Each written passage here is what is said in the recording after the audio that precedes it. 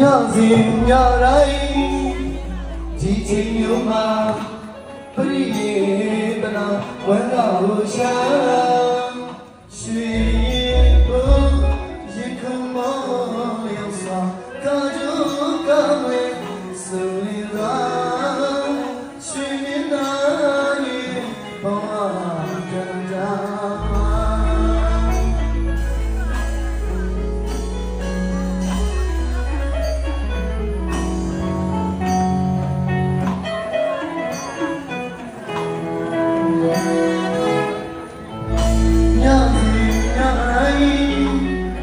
ဒီချိန်မှာပရိသတ်ဝမ်းသာလို့ရှာရှိတော့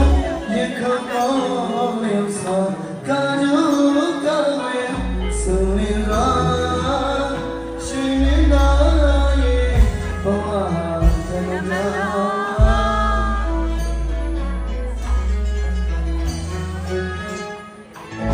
မမြောင်နေတော့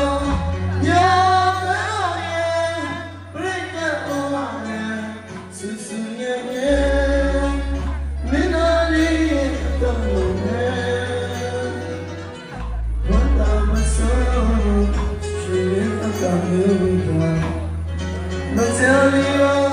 တကောင်းရဲ့မူရာ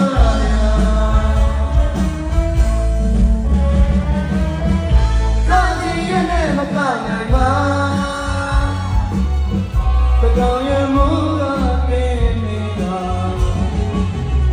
ကာကြီးရဲ့နဲ့မကနိုင်ပါတကောင်းရဲ့မူရာနေနေတာစီတကားရောချင်နိုင်ရောချင်နိုင်ရောတော့မတကြီးစေမာ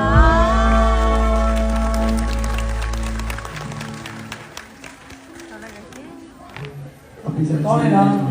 တောင်းကြပါရဲ့သစီလေးဒါလေးကတစ်ထောင်ရမို့